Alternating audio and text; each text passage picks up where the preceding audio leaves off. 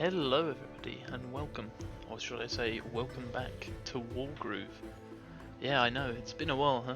I haven't recorded anything.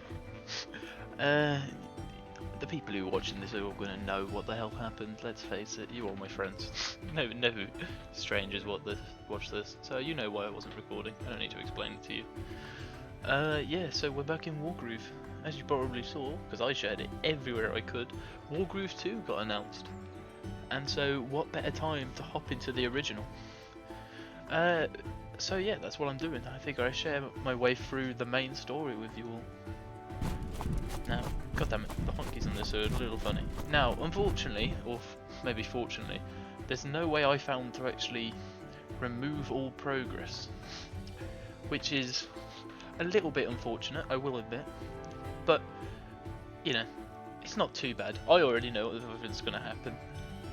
The only downside is there are little lore snippets in the codex that would have got unlocked when you played through, but if you're interested in me reading those, you can let me know, and I'll look up on the wiki which ones would get unlocked when, and, you know, read them then. Now, the main reason I'm doing this again is because there's still one mission in the main campaign that I have not finished. It's the final mission. I'm not going to click on it because it'll start taking me all the way there. But to do this, you need 100 stars.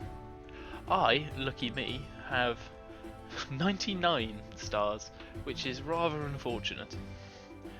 So, basically I'm going to go through, I need literally 1 star. It's really not going to be that hard. I'm sure my skills have improved at least somewhat since I last played this. So I should, in theory, be able to improve a whole 1-star ranking on one level somewhere. And then I can finally experience the true ending of Wargroove, which is going to be a nice experience, you know? I know roughly what it entails, because I did wiki reading once I finished the majority of the campaign. But it'll be a nice treat all the way at the end. Now, I say all the way at the end, but you may notice there is quite a lot that goes on in this campaign. It's a 7-act campaign, which is not a very usual writing structure, excuse me. But, you know, you take the good with the bad, and I love this game. It's been quite a while since I played it, I will admit, but this genre always appeals to me, so it'll be fun to get back into it. So what I'll do today, I'll go through the prologue, which sets up the story, and the first level, and then that should introduce us to most of the basic mechanics, I think. I can't quite remember how long the tutorial section is, but that should be long enough for a first episode, and we'll go from there. So without further ado, let's do it. Under the beginning, under the cover of night, High Vampire Sigrid, that's her, makes a daring attack on Cherrystone Castle. One rainy night at Cherrystone Castle. This weather is giving me the spooks. Did you hear that? Cut it out, it's just thunder. But I'm going to patrol the throne room. Hey, wait for me.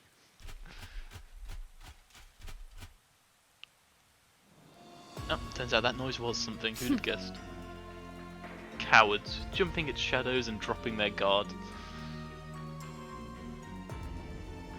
See, she's blue, so she must be bad.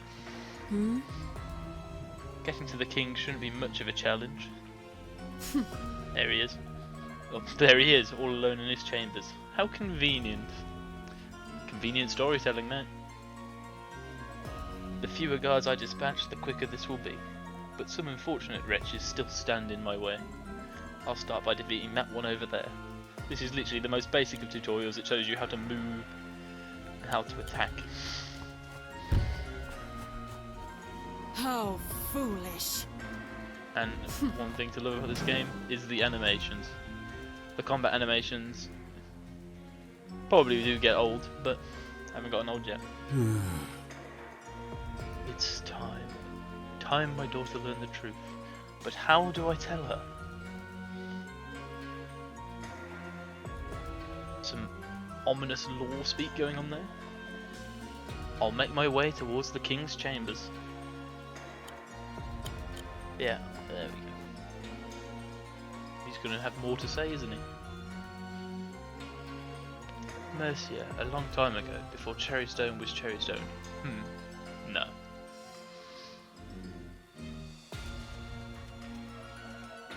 This is laughably easy. I hope you appreciate the fact I'm doing voices, because I know I didn't in my... or that I'm reading things at all rather than doing voices. I know I'm not doing voices. But I know when I last played Wargroove I didn't do any of the reading. When I played SteamWorld Heist, the one episode of that I didn't do any of the reading. I just left it to you. And I feel like that's just... it's a bit weird. It's not right. There was once a kingdom called Cacophony. Cacophony? Cacophony. And a war known as the Great Dissonance. Oh, lore. No, I'm kidding. I like the lore of this game. It's simple, but you don't need something to be complex to make it good.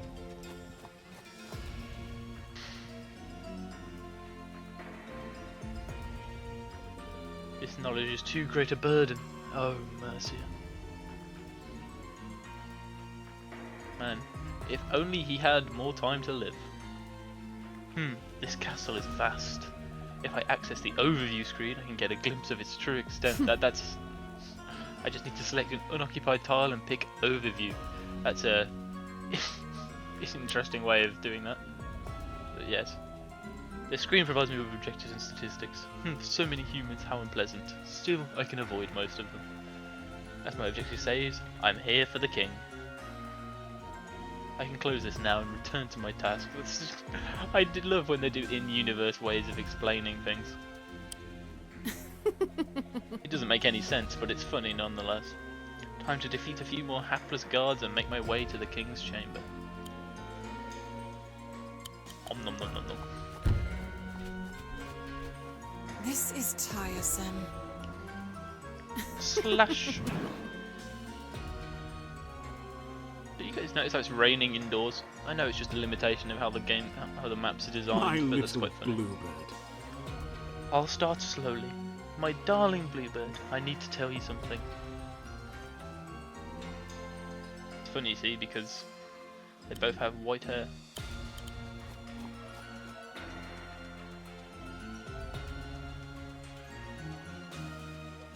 It's a very long story about something that happened a very long time ago. It is a very long story. Are you afraid? One final guard.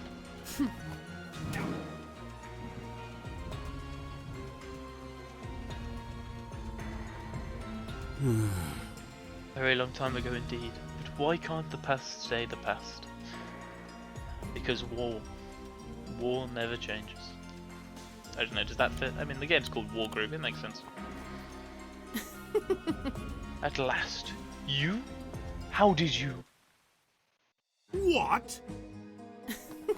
Oh, whoops, I should have spoken. Humans are so frail. Do you understand what you've just done? You'll start a war. War? The inane squabble of children. Where is the key? Safe hands. You'll never have it. The key is in safe hands, far from the grasp of a monster like you. Safe hands? Before you die, understand this. Nothing is safe from me. Listen. You're making a mistake. Hush now. And slice. Oh no. Screen goes white because it's too graphic to keep the game its PG rating. Still the key eludes me. No matter. It's close. I can feel it.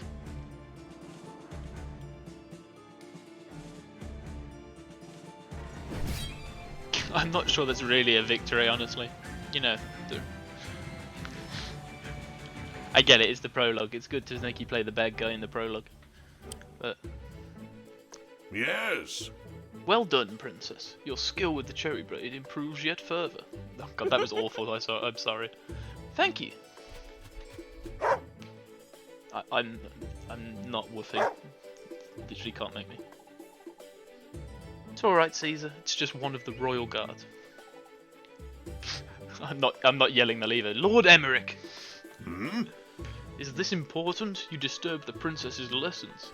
I'm doing it instinctively. The king, my lord. The king has been killed. What? I didn't say that one. I love that they just instantly, like, I suppose it makes sense they instantly believe it, but still. I'm sorry. Mercia, I'm so sorry. Who did this? The assailant appears to have been a vampire. The Thelheim Legion. Princess Mercia, the murder of your father is an act of war. We must defend the kingdom. War. We're at war. It did not fit the tone she said that in at all. Okay, well that was the introduction, prologue, whatever you call it. We'll head down to the first proper mission. Although I think it'll be more tutorializing. And the Breach. An unsure Mercia faces her first test as Monarch of Cherrystone. She do have the crown now. Several months later. Yeah, I suppose that makes sense. My queen. Congratulations on your coronation, Queen Mercia. Caesar looks happy. Emmerich, do you really think I'm ready to be a queen? I Yes, have queen. no doubt. I have no doubt you are your father's daughter. I hope you're right. Ah! I know it's only like, it's not pixel, but you know, it's not full art, but I do love how expressive every sprite is. It's just so good. Sprite, that's the word. Sprite artwork. Your Majesty, Felhelm scouts have breached the border. What? They're here in Cherrystone. Let's go. I can do this. I know you can.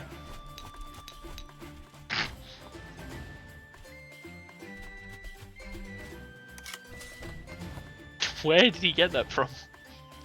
Wait, Your Majesty, your crown.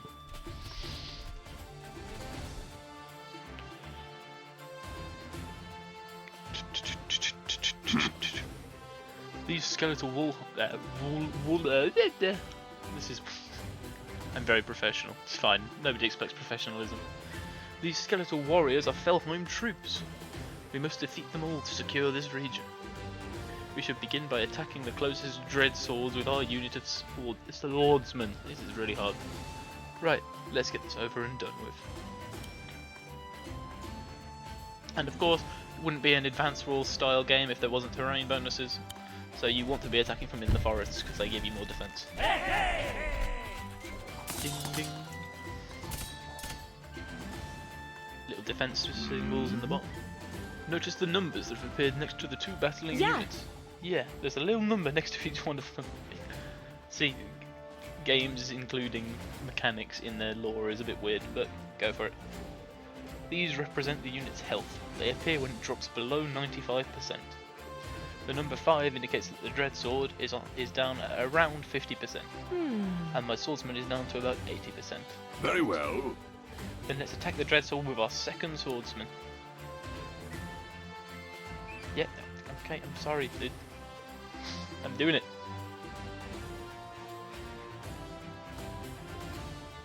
What do you think I'm trying to do? There we go. My queen, may I interject for just a moment? When selecting a target, the damage preview will appear above its head. That's this thing here. The damage preview indicates what damage will be dealt by both units during combat. Sounds handy. It is. You see, the health of a unit suggests more than how close it is to defeat. The more damage a unit takes, the weaker its attack power becomes. Classic, the lower your health, the lower your damage. So a healthy unit is a stronger unit. Indeed, but it looks like your swordsman will do just fine here. Yeah, because that guy's just dead. I mean, he's already dead.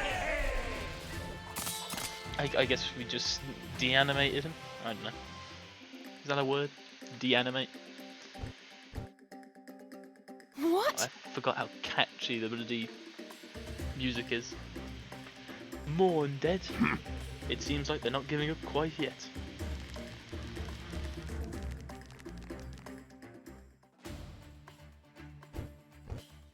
Hey, reinforcements. Friendly reinforcements have arrived. Just in the nick of time. Look, it seems we've been provided with a new unit type, Pikeman. This might be a good time for you to learn about critical hits. One of the mechanics I love in this game is the critical hit mechanic. Critical hits? Yes. All units have conditions under which their attacks are stronger. We call these attacks critical hits. That's because you haven't played this game before, Mercia. I have. Do not worry, my queen. This information is easy to find. Let me show you how to find information about a unit's crit. You right-click the unit, and wow, look at that. This is the tile info screen. Here we can find useful information about our selected unit. This part gives us a good overview of the unit. Pikeman crits when adjacent to another pikeman. One of my favourite units because it's just... it's good. You can bring up this info screen on any unit, terrain or structure. Use it often and you'll learn fast. Alright, I'll make sure to check it often. I won't. I remember roughly what everyone's good with. Yeah, that's a lie. Also, funny thing is that it tells you which ones it's most effective against. It's a nice little menu, you know. Things work kind of how you'd expect if you've played the genre before. Swordsmen, very basic infantry. They're cheap, they move decently far, they hit things. They often don't hit things very well. Pikemen, a bit like mechs in Advance Wars. They're slower, they hit harder, and they're generally a bit tougher as well. Very well. We should make sure that the pikemen stick together. Got it. Setting up a blockade.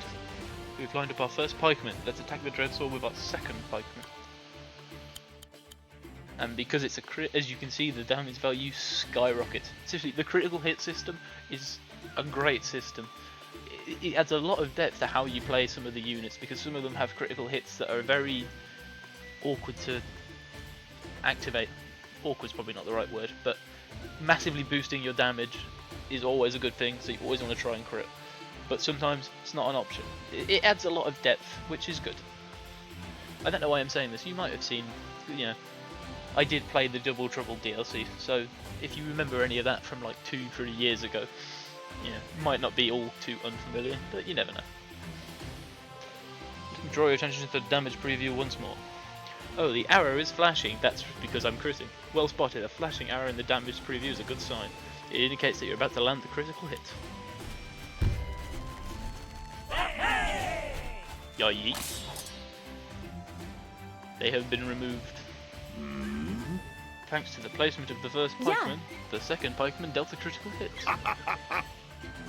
Keeping your pikemen together will ensure a stronger offense. As I say, this is the tutorial stage, but it's good if you are unfamiliar with the game. And to be fair, you know, you gotta learn somehow. I don't think it's that hand-holdy, so it's good. When encountering a new unit type, it's important to learn about their crit. I'll leave you to defeat the rest of these Valheim troops. Thank you. Yeah, you could do it without him. Don't listen to his lies. That's what Big Emmerich wants you to think.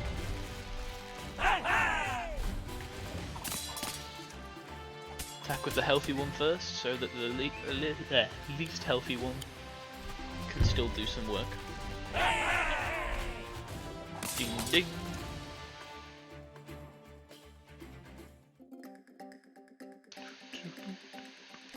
Sorry, I won't go along with the music. I just really like the music in this game. It's one of the few games I actually purchased the soundtrack for. Now, fun fact, you still deal crits on retaliation. So, even though we got taken to low health, we still did a fair bit of damage. But now, easy way to finish this guy off, move the injured pikeman out the way, move our other pikeman up so that he can attack next to our other pikeman, do the crit, finish him off. Easy peasy. That's the last of them. Well done, my queen. We did it! Yeah, you fought a whole 4 troops, well done. A good start, but Valheim won't stop there. We must remain vigilant. Also, again, Caesar is amazing. They'll be back? Yes. I'm surprised by that. Yes, and in greater numbers. A whole horde of skeletons. It's quite a horrifying image when you think about it. Indeed, and much else besides. I'd forgotten you had so little experience with the undead. And now he sniffs. Best boy. Cherrystone is normally so peaceful. I've never seen them here before. But now they're coming and they won't stop. An undead army. All undead but one. We've spoken in your lessons of their leader, Valda. A living man. This is a bit weird for leading your horde of skeletons, but I suppose you do need someone to raise them. Yeah. And necromancer of great power. I haven't forgotten. Why am I'm still speaking in Emmerich's voice. Well, we should make a move. The undead are likely to be advancing upon other parts of the kingdom. Emmerich, do you think Valda will come to Cherrystone himself? Yes. Yes, your majesty, I do. I appreciate the honesty. There you go, Emma. There he goes. He runs. This guy is about as fit as I am. Which is to say, he's not. She was here for like... how many turns? She was here for 3 turns, you couldn't have caught up to her by then? Yeah, as I say, S rank, best rank. I don't know if you need to earn an S rank to get all 3 stars, but most of the early levels are scripted enough that it's kind of impossible not to get an S rank unless you intentionally fuck around and find out. So, I imagine it'll only be later once I unlock the final. So there we are. We have done the first 2 missions. It shouldn't be... It feels good to be back, I'll be honest. Oops. Please ignore all the other characters there. It's fine, don't worry about them. So that's that. We're going to go through this. I don't know how often I'll do it. I'll probably try once a week. I have enough days off to make that work.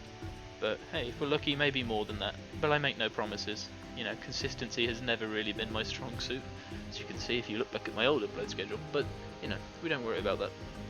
Anyway, whoever's still watching at this point, and I've finished the gameplay, I hope you enjoyed. I know, again, it's probably just my friends, but hey, you know, I appreciate you watching nonetheless.